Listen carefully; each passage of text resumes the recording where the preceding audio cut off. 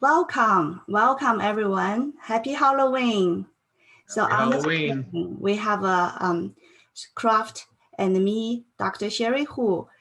Today we are going to talk about a very good topic. It's a weathering market volatility and protecting your retirement in today's market. So I know many of you have already met me and probably have already been my clients. And I'm very glad we have our very honored guest speaker here. So we'll talk about this very good topic. And before we start, I want to remind you to mute your phone because today's information is very important. You don't want to get distracted. And you probably want to bring a notebook here so you can take notes. And you can always ask your questions when you hear anything you want to ask in the chat box. And in the end, we will let you talk. If you want to talk, to ask your questions or chat with us, you are welcome. And you also get a chance to make an appointment with me and with Croft when you want to know more about, when you want to find out more about your specific situations. We'll let you know how to do the appointment in the end. So with that said, I want to talk a little bit about me. I know many of you have met me, and I'm founder and the president for Beyond Academy. This is an organization to help with college planning, especially college funding planning. And we also do business as Peace of Mind Finance. That's another branding of us to provide college and retirement planning, and also to help you to protect your asset to do the wealth management. And we are very honored to be selected as Wells Fargo's strategic partner. It has been through very stringent scrutiny, and we have done all the great work. So Wells Fargo selected us as a strategic partner. So today I'm going to introduce Croft Meeker, you see on the screen here. So Croft has many years of experience, and he has been doing tradings and financial operations in the past. And also he has worked for Citigroup to grow the asset management and work on the fixed income distribution. For the past several years, he joined Wells Fargo. He joined Wells Fargo because Wells Fargo is able to provide a lot of additional resources to the customers. So that is one thing I want to let you know. You probably all know Wells Fargo as a very good bank. And Wells Fargo is also the top wealth management brokerage management providers. And Croft will talk about how Wells Fargo can bring additional resource that you will not be able to get from any other places. So with that said, I'll ask Croft to start today's topic. Great. Well, thank you very much, Dr. Sherry. So yes, I joined Wells Fargo about 3 years ago, left Citibank. And the reason I did, like Sherry said, there's a lot of resources and capabilities that Wells Fargo has on their platform that I felt helped me serve my high net worth clients at a much higher level than I could at Citi. Wells Fargo is, like Sherry said, we're among the top 4 biggest brokerage firms in the country. Me being in the business doesn't surprise me, but that does surprise a lot of people. They don't think of Wells Fargo as an investment and brokerage firm necessarily. So we are among the top 4 biggest in the country, and we have operations, across the country. As you know, we're a national footprint. So I sit and work in Florida, although I have clients all over the country. And I'm very excited to work with Dr. Sherry Hu and her group to provide financial wealth management through investments and help clients reach their goals for retirement and investing.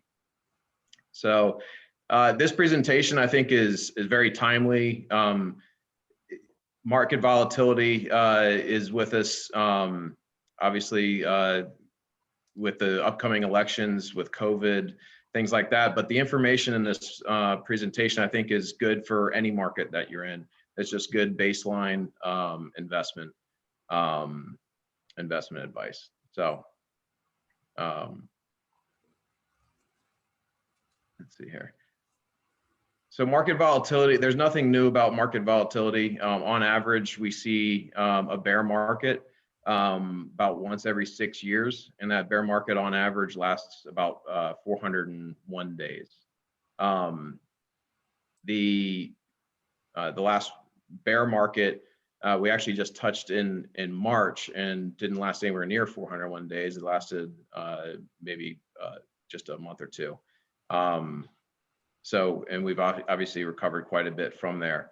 Every time a market, there's a bear market, markets over time in the last, since 1950 have gone on to reach new highs. So one thing we stress is important is staying in the market, develop a plan, and stick to that plan. You can do the next slide. So one of the things we try to have clients do is develop a strategy and execute it. And a couple of things that we want to understand are, what are your objectives? Obviously, everybody's in the markets to make money, but the more specific you can get on your objectives, the more likelihood we'll develop a strategy that can help meet that objective. What's your risk tolerance? Are you do volatile markets scare you? Do you want to take less risk, even if that means perhaps not earning as much as you would in other portfolios? Are you okay taking some risk in order to get some growth, or do you see yourself as a very risky investor, and you're okay with seeing big ups and downs in your portfolio? Another thing is time horizon. How long do you have to reach that goal? And that goal could be saving for college. It could be saving for retirement, buying a new home, whatever that goal is. What's your time horizon for that? And then we look at asset allocation. How are your portfolios invested between the major asset classes like stocks, bonds, and cash? And then, how often do we review it and then adjust the portfolio as we need to? So determine your current situation. How is your portfolio allocated among the stocks, bonds, and cash? How much debt are you carrying? How much short-term debt are you carrying? How much long-term debt do you carry? Until you really understand all those things, it's hard to develop a plan. So when I sit down with clients, these are all things that we answer, and that in the first conversation, we really kind of gather all the information to start building out a financial plan using our proprietary planning software called Envision. It's a great platform, great software that really helps give us a good idea of where we're headed, in retirement and in the future. Next slide. Next slide. So what are our objectives? A lot of people want to obviously have a nice, comfortable retirement. Those that might have enough wealth, they want to consider paying for college or education for their children or even their grandchildren. Is it important to you to leave a legacy behind when you pass? To build a legacy that you could leave to your children, or even a cause that you care deeply about, like charity. All this is stuff that we plan with our clients on. Charitable gifting and things like that for high net worth individuals is an important part of the financial plan. Your risk tolerance, we touched on that a little bit. How stable do you want your portfolio to be? Are you okay giving up some gains to have less fluctuation in your portfolio and the principal value? Are you okay taking some risks, but not a lot, and don't want to see your portfolio fluctuate too much? And then again, there are some people that want to shoot for the moon. And while, as long as you have the right time horizon, the right risk tolerance, the right appetite for it, and what your goals are, that could be something we look at. But each person is unique. Each person's an individual. And so it all starts with a conversation and understanding, what kind of an investor you are, what are your goals, and we develop a plan together to help you meet those. So your time horizon, if you're younger, if you're 30 years old, you could have 30 to 40 years of working before you plan to retire. I have some clients that don't ever plan to retire. They love what they do, and they'll do it as long as they physically can. So retirement means different things to different people. I think for the most part, retirement means financial freedom, the freedom to do what you want to do with your time. So if your time horizon's fewer than 15 years, we want to look at the proper allocation for you for that kind of time frame.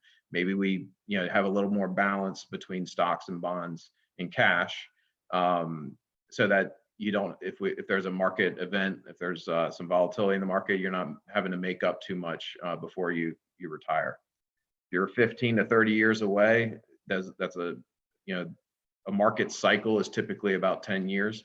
So you have time to weather a market cycle in that way. You can be very aggressive and be mostly invested towards stocks for aggressive growth. But in most of our portfolios, we always have an allocation to some of the three major asset classes between cash, stocks, and bonds. So here's an example of a moderate growth in income objective. About 75% in stocks, 16% in fixed income. And when I say fixed income, just so people know, fixed income and bonds are kind of the interchangeable language, and equities and stocks are the same. Real assets are things like real estate and commodities and things like that you can access through different securities. And then we always have some sort of allocation towards cash. Cash can be is typically just your checking and your savings. Some people may want to raise cash to fund projects like home renovations or things like that, repairs. We always recommend clients have 3 to 6 months of cash on hand if something happens, like a job loss or a death in the family or some disruption to your monthly income. It's a good idea to have a substantial cash to at least be able to support 3 to 6 months of your income. So this is more of a long-term model, obviously much more weighted towards equities and a little bit of fixed income and real assets and cash. And then the next slide. And then on the other side, this is a much more conservative client. This might be somebody who is 5 to 10 years from retirement or in retirement.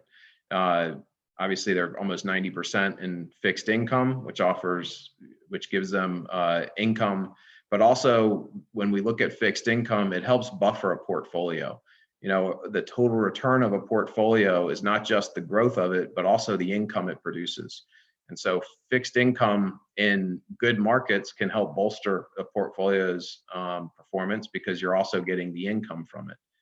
In bad markets, the income can help dampen the downside effects of a bad market. So we really look at fixed income that's why we always have some sort of allocation to it. It's critical to have a well-rounded portfolio. Next slide. So we just touched a little bit on that, why we hold these different asset classes. So cash is important, as we said, for immediate needs, things that coming up in short term, and then like I said, for projects and for any emergencies or anything like that you might need. One thing that, again, it's wise to have some cash on the sidelines. So if we do get another pullback like we saw in March or something like that, you can take advantage of those opportunities. Downturns in the market are opportunities. It's not something to be afraid of. It's something that is natural to the market, and you need to take advantage of those. Why we own bonds, again, to generate income. Bonds, whether you're doing it through a bond fund or individual bonds, they're a way that bonds have a specific maturity. So if you know that you have something coming up, let's say in retirement, and you want something to mature where you get your income and your principal back at that time and can do something else with it, you can plan for that with bonds. Bonds really do dampen the volatility of a portfolio because bond prices tend to perform inversely to stock prices. So when stocks are going up, bond prices can go down or kind of stay level. When stocks go down, people rush into bonds, which pumps up their prices. So it's good to have both in the portfolio. When we talk about diversification, it's not just diversifying between owning a couple different companies. We really want to diversify between sectors, and between growth and value. Here's a kind of an example of where a client might have thought that they were well diversified, but 42% of their portfolio is in financials. And when there's a hit to the financial sector, this person's portfolio is going to go down a lot more than if she was more diversified among different sectors. People are buying a lot of computers and software. The IT sector is going to go up, but it won't necessarily have a big effect on say consumer discretionary or something like that, or healthcare. So again, it's important to have proper diversification in the portfolio among different business sectors, but also among different styles like growth and value. Here we talk about, I just mentioned value investing and growth investing. Value is typically something where we see a stock's price has been hammered, and it's at a very low valuation. Perhaps it's been oversold. We want to pick those kind of companies up. A lot of times value companies, especially those with dividends, offer a fantastic opportunity to pick up good companies that offer income through their dividend as well as future growth. And then growth investing are things where you're buying firms, a lot of the Silicon Valley firms that are that have above average growth expectations. They may not be throwing off anything as far as a dividend income, but we expect large capital appreciation from owning their stocks. There's been a big argument, but not an argument, a discussion between growth and value. Growth has been leading for the last several years. We tend to think they fall in and out of favor at different times, so it's always good to have some of both. But we do see growth, I think, continuing, although it has led for the last several years, so it might be time to start building in some value. This shows different asset classes and kind of illustrates the point on why we want to be diversified and why we want different asset classes. No one asset class is the top performer every single year. And in this chart, if you kind of look at like the tan boxes, that's emerging market equities.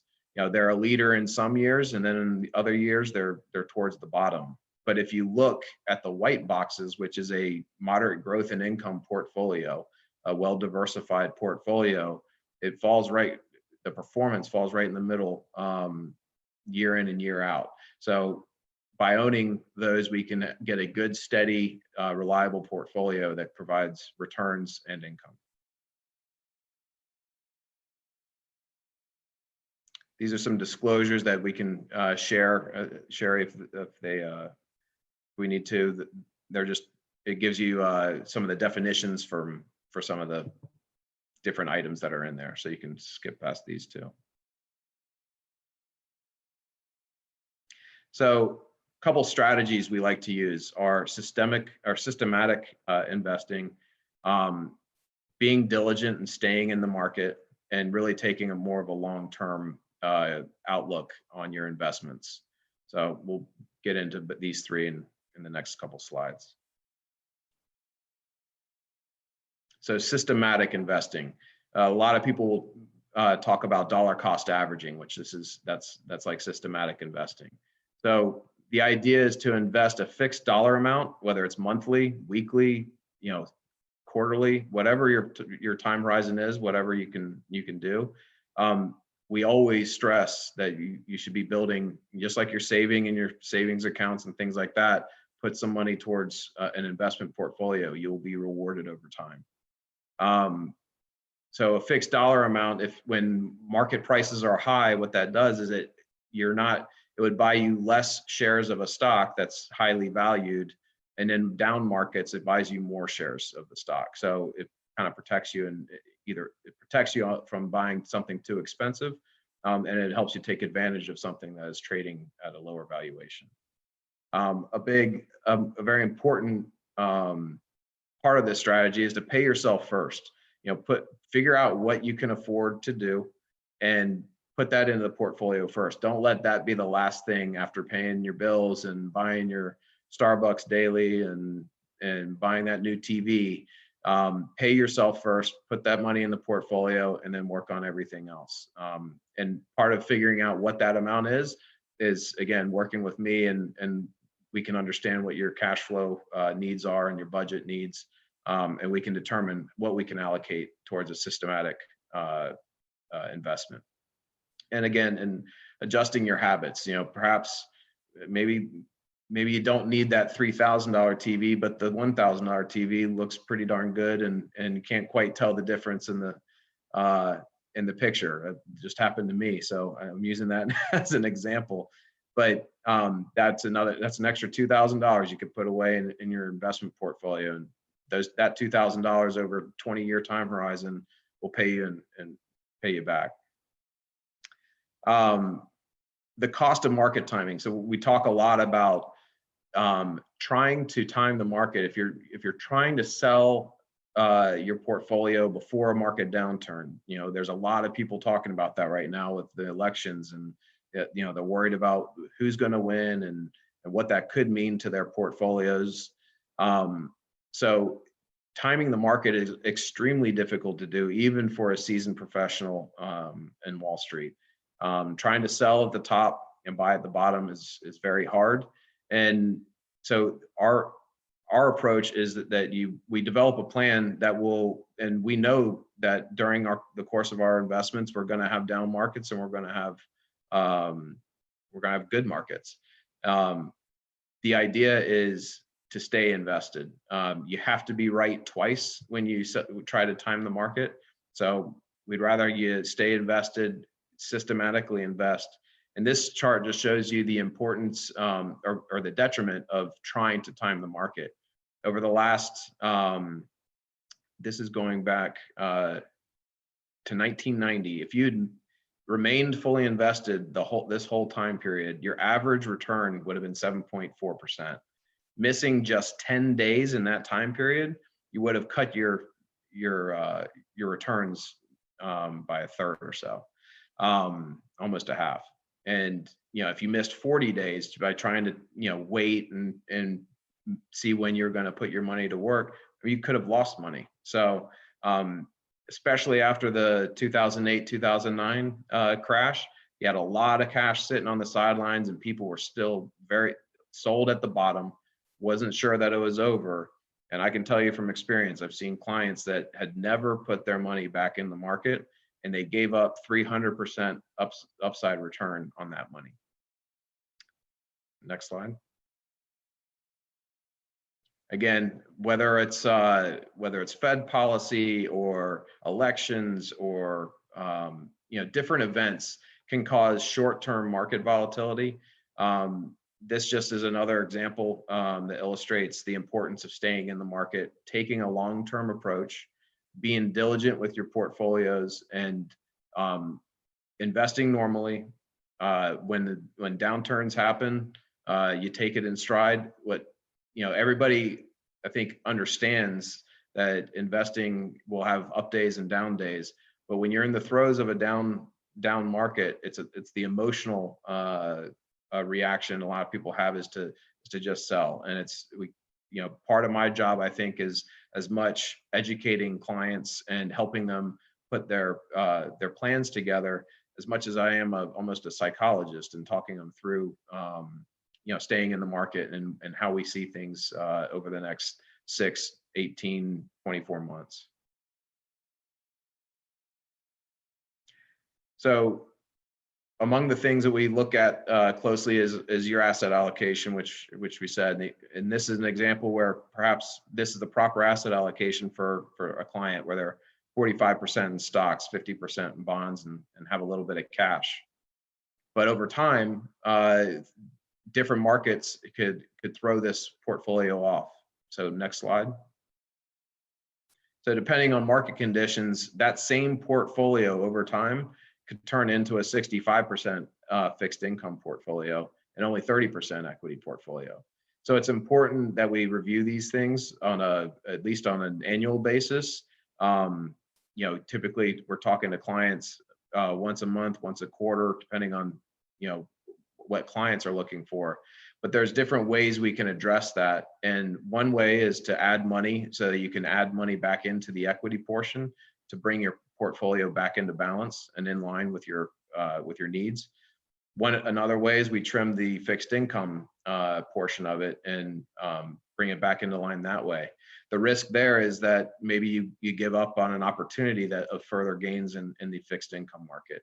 So there's different ways that we correct these portfolios and manage these portfolios. And a lot of it is just, again, through discussions and regular monitoring and talking with our clients to figure out what their needs are. Needs change, objectives change, so we want to always be on top of that. So you might say, what can you do today? Well, it's kind of hard. There's no one answer for everybody, because everybody's situation is unique. I would say the one thing you can do today is start off by contacting Dr. Who and reaching out, and she'll get you in touch with me, but we can start having a conversation. And I think that's the most important thing is you got to start with, it all starts with a conversation.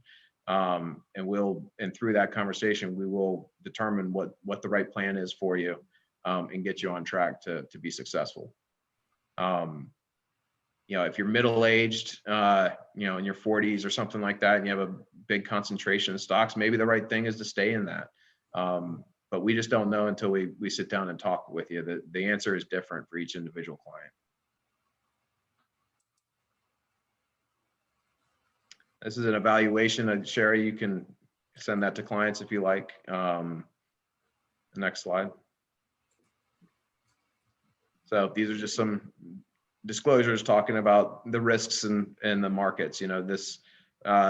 Because Wells Fargo is a bank as well, just want to be very clear. None of this that I'm talking about is FDIC stuff.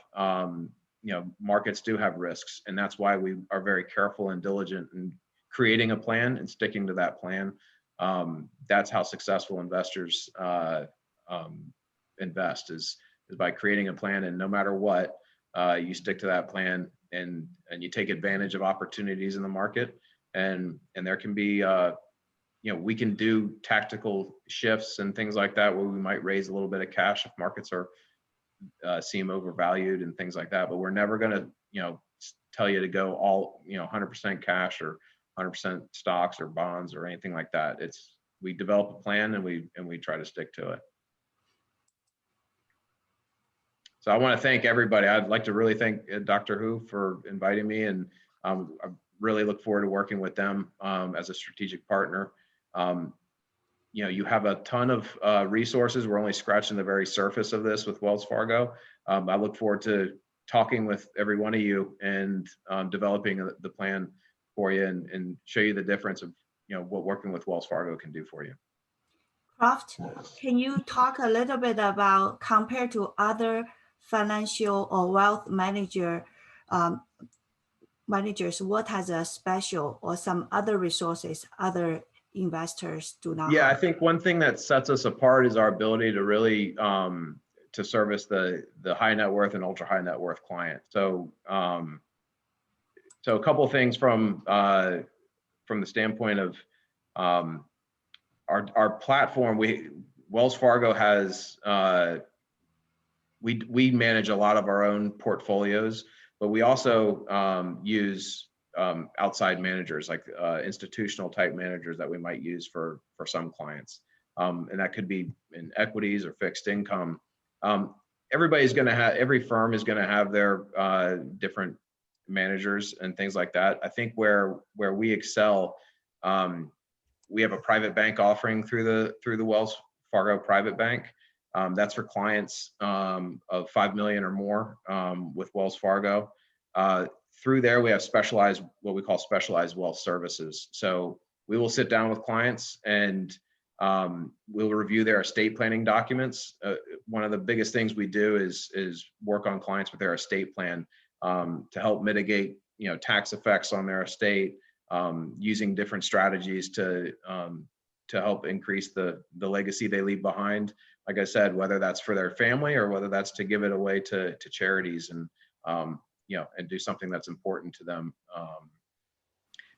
With our estate planning group, what we'll do is we have attorneys and CPAs on staff. This is a service at no charge to our clients. What the clients can do is hire us on a fee basis. It's usually a 6 to 12 month engagement where we will help them really lay the foundation and groundwork for their estate plan, help them through conversations and reviewing their cash flow needs, their assets. A lot of people have business interests in real estate and mineral and timber rights and things like that. How that estate plan should look. We basically put together a draft form and we'll recommend attorneys that they can go to actually draft the documents. We don't draft the documents, but what we do is through that engagement, save you a lot of money in attorney's fees because what we charge is going to be a lot less than what an attorney would charge you on an hourly basis. And you can essentially give them a rough draft of what you want. It saves the attorney a lot of time, saves you a lot of money. And also through the specialized wealth services, a lot of our clients are big real estate investors and maybe they want to buy a shopping center or something like that. We have access to specialized financing and things like that. I mentioned timber and mineral rights. We can manage mineral and timber rights for those clients. When it comes to real estate, we've got clients with thousands of units of apartments and things like that. We can manage their real estate. I really think that's kind of what sets us apart. And honestly, I get asked that question a lot. It's who you're working with. A lot of firms have similar services. The difference is the team that you're working with, how much they involve their other partners, because it truly is a team effort. And I think that's our biggest asset. I've been doing this for 10 years.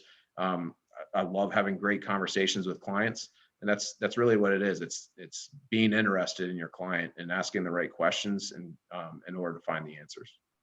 Thank you, Croft. I want to thank you for all the good information you have brought to us. And there's several questions we'll ask after my speech. Okay. So now I'm going to give a very short information about annuities. You see my screen, right? Okay. Yes. So we want to share a little bit of this. This is one of the strategies we can use to help you to protect your retirement plan and help you to weather your market risk. That's the main topic of today. So first, we want to say how we evaluate how successful your retirement plan is.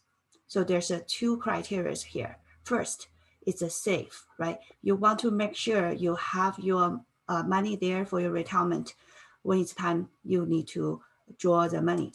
And the second is we want to make sure you have your lifetime retirement, last for your whole life. So that's the two criteria. And let's say what are the things we have in the past to address these two criteria. So many of you have heard of pensions, although you may not have it, right? Like a lot of organizations, they used to have pensions and then they took that away from people, but there's still some government, some like schools, some universities, they still have pensions for you. So with the pension, the commitment is if you have worked for like 30 years or long time for the job, and when you retire, you get a certain percentage of your income, right?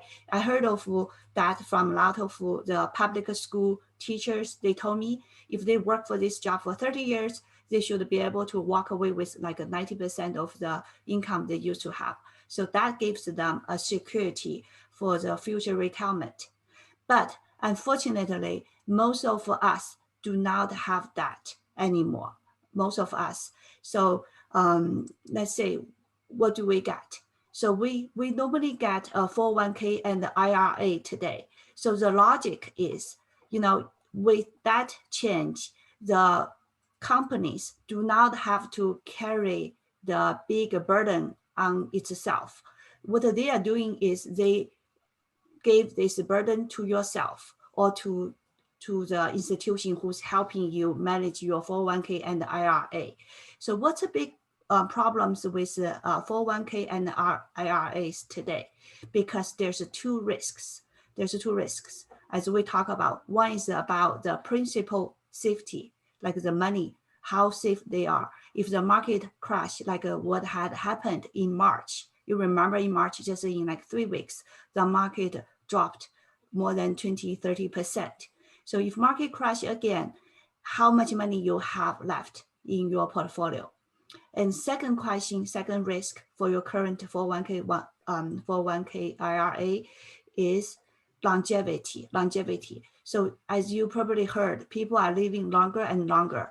The current average life is probably about 80 years old, but in the next 30-40 years, when we really get to the retirement age, it's not unusual we can live 90 years old, 95 years old, even 100. So think about before, if you retire at 67, you average life is like 78, you probably only have a 20 years of less than 20 years of retirement life. Now, if you live all the way to 90s, you have 30 years of retirement life. Life gets longer and inflation is there, and how you can make sure the money you have in your retirement plan will last for your lifetime. So there's two big risks there. So here comes with the solution. One of the good solutions is annuity. You probably already heard from Kraft. When you do a portfolio for your asset, you want to have some fixed income. So annuity is a part of that fixed income. So when we talk about fixed, which actually means you have a principal means your money, okay, your principal protection. Like when the market crash, you don't lose that much money. You don't lose at all. Okay, so here's annuities doing that for you. And you can think of annuity simply as pension. It's like a pension for you. And there's a few things you need to know about it. There's different types of annuities. There's different types. And like investments, annuities also need to address your objectives. There's so many times they address different objectives. So you really need to know what you want and talk to the right people, and in order to get the right plans for yourself. Okay, let's talk about quickly what are the 3 types of annuities. So there's one type called variable annuities. So for all the annuities, it's a tax deferred growth, kind of like your IRA and the 401k for retirement plan. It's a tax deferred. So if you don't really understand what's tax deferred or what's the difference between tax deferred and others, you can talk to me later on about the tax structures of the investment you can do. And there's fixed annuities. Basically, fixed annuities give a fixed rate of growth. And then there's a newer type. Actually, this is the trend. Like all the market right now goes to this trend right now, going to the fixed indexed annuities. So what are the difference of those 3 things? Let me say a little bit here. So for the variable annuities, so there's no principal protection. So basically, it's similar like your money still goes to the a portfolio of investment. There's a fixed income, there's a part of a large cap investment, and international. It's combination of everything. So when the market crash, you still will carry that market risk there. But when it's time for you to take the retirement plan, there is a plan there to help you to get your lifetime income. There's a certain ways to do that. And you have the growth like a market growth, okay? And it's also tax deferred as we just talked about. Okay, so another, remember I talked about second type is a fixed annuity. Fixed annuity give you fixed interest rate, kind of like you save money in the CD in the bank. So depends on where you find the different plans. So the fixed rate can be pretty good. Actually, the best I can find from hundreds of providers right now is like 7.2% for your retirement account. It's fixed for 10 years till the time you are going to take the retirement income. So there's a lot of good stories. Actually, personally, I have some annuity here in this portfolio too. So that's a pretty good fixed. Okay, so this is one example of the one I told you, 7.2. I just screenshot this page yesterday from these providers. You can say if first year you get 7.2% for your retirement account, for your retirement benefit account. So it goes for 10 years, 7.2. And when you put in 100K, and the money will grow to about 200K. And depends on the age you are, you can take a fixed income for your lifetime. So if you can't have a 200K, you can take about 5%, like $10,000, but guaranteed. No matter how long you live, you can live 100 years old, 120 years old, you get that money. Okay, that's the last one. That's my favorite one, actually. That's as we talk about the market going this way, it's called a fixed index annuities. So this fixed index annuities has all the features we talk about: principal protection, have a tax deferred, have a growth potential, and when we talk about index here, actually a lot of money have a higher returns. It's like index returns in your portfolio.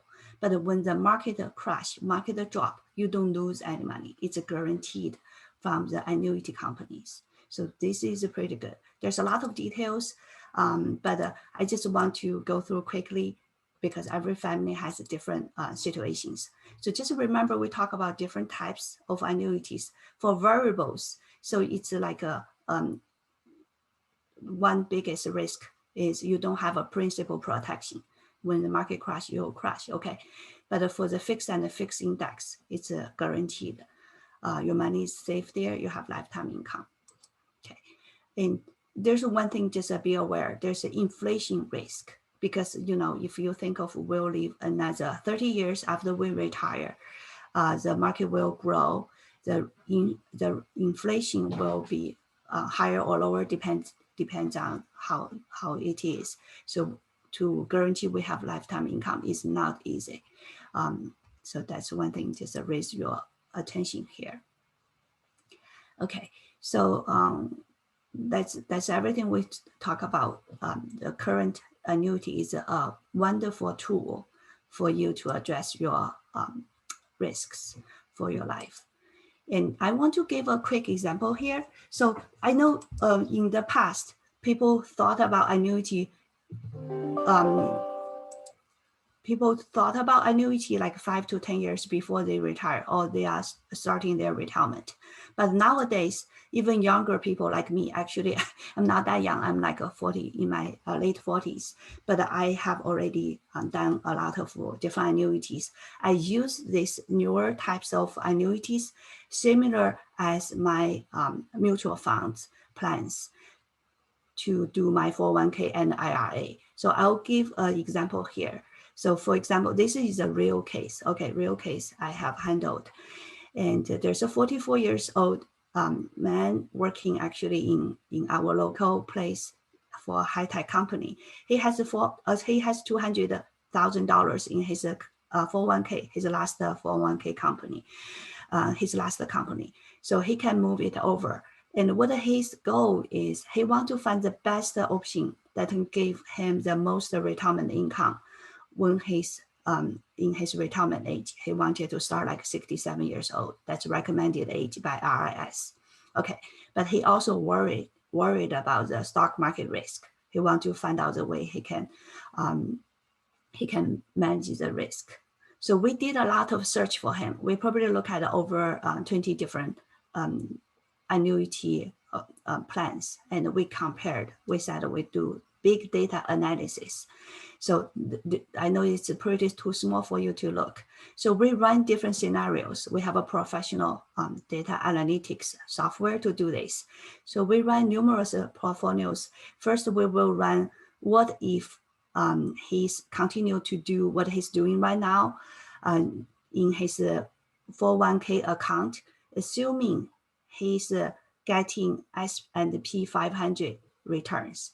You know, like most retirement plan, if they can capture like 6-7% on average returns, they'll be pretty happy. So this is he's 44 years old, depends on the market, up and down, and his money will grow in this account. And when he's 67, he's going to take the income. This is the accumulated income.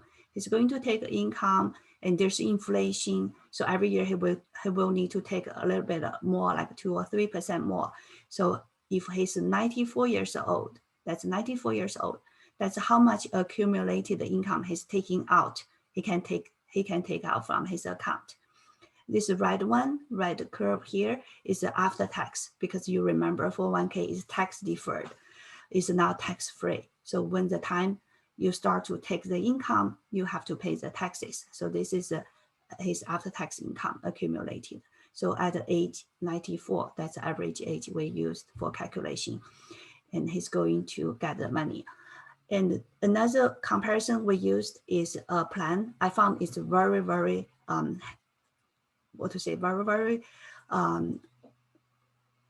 high returns and safe. And again, I actually put some of my retirement plan here too. Okay, there's a lot of numbers, but overall, he can start to take money from 67. There's a certain number we already calculated, as you know, like we use software, and also we compare with this plan. I'll give you a big number here so you can take a look.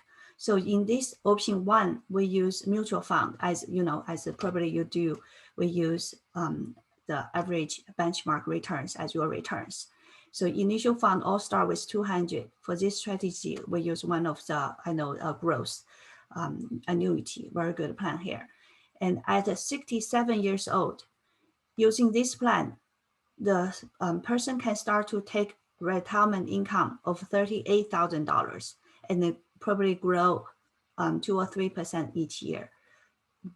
And he's going to be okay till 94 years old in this plan. But in this annuity plan, he's able to take $45,000, $7,000 more per year. And also the growth over years will be a little bit higher than he can get from mutual fund. And let's look at the market risks. As we said, in the mutual fund, you know, especially now there's an election coming. Also, there's a COVID-19 still hanging on. So the market risk is still pretty high. You already see that in the past week, there's a 3% loss in a day. There's a gains in the end. There's different scenarios there. But in this annuity plan, as we just cover a little bit, so there's, if it's a fixed index, there's a guaranteed no loss for your principal, for your money there. So there's not much or not at all market risk here. Another criteria we look at is liquidity. Liquidity is more like when you need the money, can you take the money out, right? You want to have some liquidity there. So there's some situations happening, you want to have the money. For the mutual fund option we put here, for 1K IRA options and these annuities, it's the same. It's an IRS requirement. Before 59 and a half, you pretty much cannot take the money out. If you want to take out, there's a penalty from IRS. It's like a 10%. But after that, the money is yours. It's pretty flexible. You just need to pay the taxes. That's one thing here. So I just make it really quick because we do have this 1 hour limit for our today's seminar. And that's my name and my contact information here. And my office manager, Tom, will send out a link there. If you want to check with us, probably only for a quick 30 minutes Zoom meetings, we can go over your questions with you for your specific questions about, your family situations, your specific needs. And with only a few minutes left here, we'll answer a few questions here for you. And if you want to raise your hands, you want to talk, you can do that too. So Sherry, if I could add something just to the end of that. okay. Yeah, one thing I did not mention as far as asset classes in my presentation was annuities, and we are using annuities very much in our practice, especially with low rates right now that you're getting in bonds and fixed income. We really look at annuities to kind of be part of the bond allocation. Yes, yeah. So those fixed indexed annuities can provide, very good returns, right? Yeah, I know. Yeah, so that's how we and the Kraft we work together. Is probably I help with the principal safe planning, principal safe like annuities and other portfolios, and the Kraft will help with the different asset class, the equities and the other investment here. So Croft, we have a few questions. Let me read to you. I think you probably are a good one to help with this one. I think there's one person asked about how many times per year should you rebalance your portfolio in a volatile market like currently? Yeah, that's a good question. Honestly, we usually rebalance portfolios probably semi-annually, about mid-year and towards the end of the year, just to maintain our proper asset allocation. In volatile markets, you don't want to do it too often, or else there could be, depending on the kind of account that you're in, there could be different tax consequences for selling things off at gains or or in losses. But so we try to stick to, when it's volatile like it is, we still treat the portfolios as normal. We would reallocate and rebalance about twice a year. Okay. That's a good question. Again, we want to take a look at specifically at the portfolio to see, there could be different things that we're holding. If it's riskier assets that have dropped a lot more, we might do a little more tailored rebalancing than just sort of a blanket rebalance. So again, it's kind of specific to the client. Yeah. So here's another similar question. The attendee is asking about how to balance bonds and the stocks. Yeah, I saw that question. That's a great question, because in March, they're right. The bond prices really almost reacted kind of like stocks. But again, very important is we take a long-term view. We try not to react to short-term anomalies. That's something we've never really seen before. And what it was is a lack of liquidity in bond markets. But if you look at where bond markets are now, the U.S. Treasury, 10-year Treasury market is among the best performing sectors in the market. There, Treasuries as an index are up about 7-8% this year. People don't think of Treasuries giving you that kind of return, especially when it's giving you a 0.8% yield. But Treasuries have offered a return. Corporate bond indexes are up 6% year to date. So that's, again, really illustrates the point where you can't let markets shake you out of a long-term plan. You got to let markets play out, and like I said, if they all present opportunities, whether it's stocks or bond markets. I can tell you, in March, with COVID and everything like that, we looked at a lot of Royal Caribbean bonds. Cruise lines, we're not sailing and things like that, but we look and we see, okay, Royal Caribbean has a bond that comes due in October of this year. This was back in March. We know that Royal Caribbean had cash on hand to last 18 months without a single dollar coming in income. That bond was yielding 18% at that time. And so, yeah, I mean, you need to, there's opportunities when things like that happen. And like I said, so fast forward several months, year to date, bonds are performing better in some cases than the equity markets. And again, that's why we want to have a balanced portfolio. Yep. So there's another question about annuity. So I'll address that one. So there's somebody who said it's 5 to 10 years away from retirement, but have a 25% shortage on their retirement income. So will annuity be a good choice? So my recommendation will be, there's a lot of annuities. So I know, because I'm really a top expert in the country for the annuities. So I have a lot of different plans. I know there's some growth annuities. They give very strong returns. So probably we can find one works for your portfolio. All right. So I know there's a lot of questions in the chat. So let's see what's the portfolio. There's a long one. Okay. What's the right mix of bonds for the diversification in this crazy coronavirus market? Okay, so it's what's the right percentage? Volatility is high.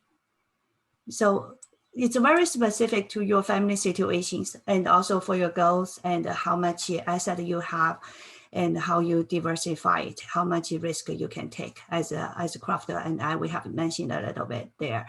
So I would say, when market is risky and when you think you are not a risk taker, you probably want to put more in the bonds than in the equity. And also bonds can be different things. For example, annuity, there's a lot of money in annuity actually placed in bonds. Life insurance too, you heard of, there's a cash value life insurance. They also put most of their money in the bonds. So they are all good tools for you to use. Yeah, again, and Sherry, I would say that again, it goes back to your time horizon. When do you plan on using that money? Another thing we didn't really mention, but there's different kind of fixed income classes, and there's things like preferred stock that offer higher than normal dividends and high yielding dividend stock. So even though maybe you're in retirement and retirement, if you retire at 65, people are living long these days. I mean, you might have 30 years in retirement, so you still need some growth portion in your portfolio. And by using dividend paying stocks as part of your income strategy can also offer you long-term growth in addition to having bonds for income. Right. And annuities. Yeah. One thing for you. Okay, what's your typical fee for the wealth management? So I'd say on average, it's about 1%. It kind of depends on we tend to, if you're a larger client, we can adjust that down some. But I'd say on average, it's about 1% is what you could figure. And then, and if it also kind of depends on how we're invested. I have some clients that are 100% in bonds. And so if their portfolio is averaging, 3 or 4% a year in a bond portfolio, it's hard for me to charge 1%. So, we really kind of tailor that fee to the client and what they're invested in. We'll, if it's a fixed income portfolio, something like that, we usually get pretty aggressive on the fee, just, so we're not taking so much of the return out. Okay, one thing I want to let everybody know is, so normally you know how to buy a mutual fund. So mutual fund fee is like a 1 to 1.8%. So what a crafter can do for us is he has access to a lot of institutional portfolios that don't charge that fee. So what he's charging is actually less than what you pay for the mutual fund fee. Yeah, and so what Sherry's talking about is like specifically like C-share mutual funds. A lot of one thing you'll get when you're working with me is transparency. I make sure clients understand exactly what they're paying for, where the fees are coming from. Um, C-share charges 1% a year to pay the financial advisor that sold you the C-shares. So while you're not paying them up front like you would in an A-share, an A-share would pay the financial advisor, could be up to 4% in some funds, but that comes right out of the top. So if you gave a financial advisor, $100, only $96 would go to work for yourself.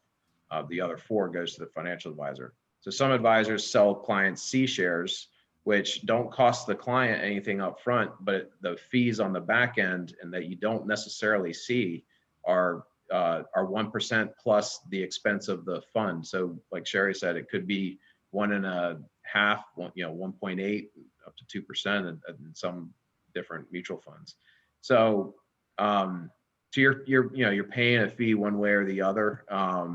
Where Sherry and I have seen working together, we use institutional shares a lot, where my fee of the 1% you pay to Wells Fargo. That's how I get paid on these managed accounts. And then in the actual fees and the expenses in the funds themselves are lower. So it's you can actually save some money by doing that. And there's some benefits of not being like when you buy a C share, you can't sell that for a year or else they'll charge you another 1%.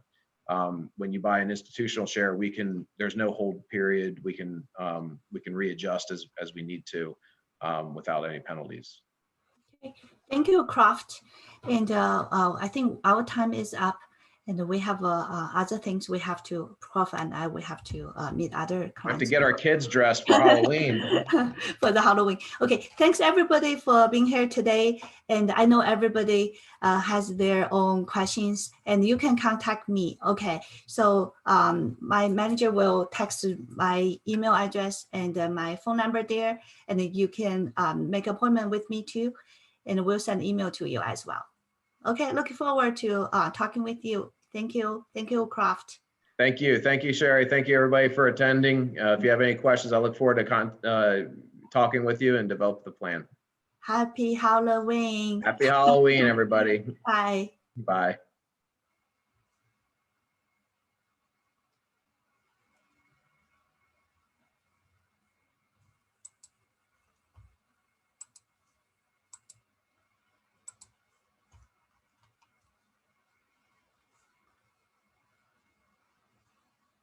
Okay, thank you. Bye.